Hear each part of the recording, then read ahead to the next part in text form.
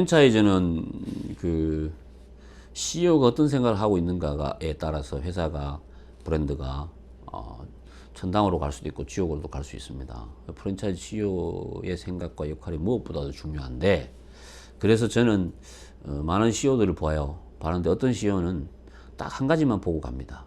뭐 어떻게 하면 이 브랜드, 그다음에 이 가맹점주들이 지금보다 나은 수익을 가져갈 수 있고 오랫동안 이 사업을 할 수 있을 것인가에 대한 생각을 합니다.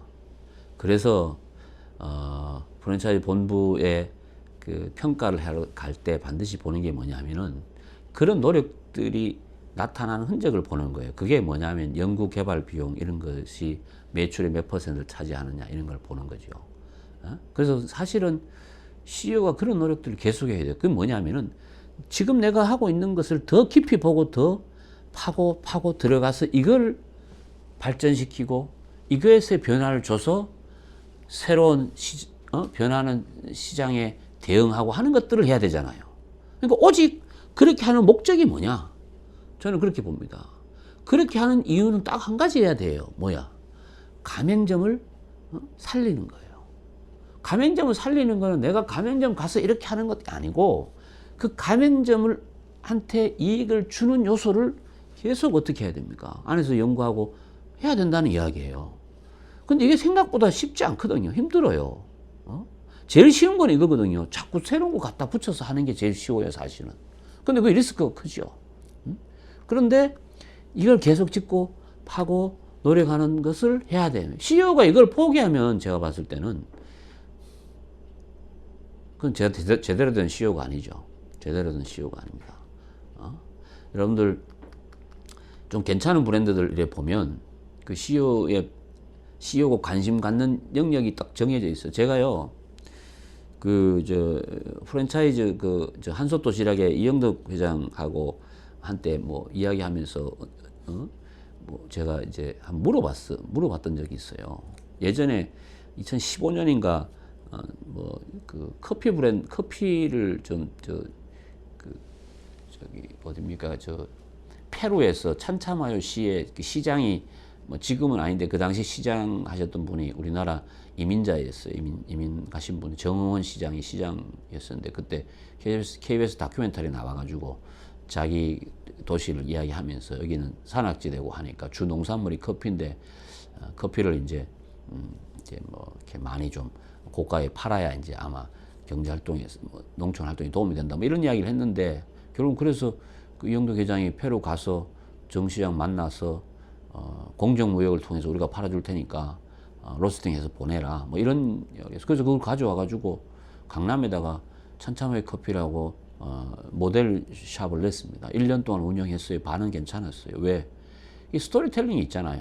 그냥 커피하고 틀리지요. 이 커피는 뭐가 담겨 있습니까? 사랑과 애정이 담겨 있는 커피잖아요. 근데 1년 딱 해보고 난 다음에 접었습니다. 접고 그거를 프랜차이즈 사업을 안 했어요. 근데 왜 안 했냐? 그 직원들도 놀랬대요. 100% 이거는 커피 브랜드가 하나 출시된다라고 했는데 그 당시에 아마 출시됐으면 제가 봤을 때는 뭐 한 4, 500개 나가는 거는 일도 아니었을 거라고 봐요. 예. 그런데 스톱했어요. 이유가 뭐냐? 내가 커피에 신경 쓰면 도시락에 문제가 생긴다. 그래서 커피를 접었어요. 그 이야기를 듣고 나서 또 물어봤어요. 그때 왜 그만뒀냐고. 제가 그걸 하시지라고 했으니까 그걸 하려면 원두 커피 공부해야 되고 로스팅 공부해야 되고 뭐 공부할 게 너무나 많대요. 그래서 스톱했다는 거예요. 이 두 가지 이유예요.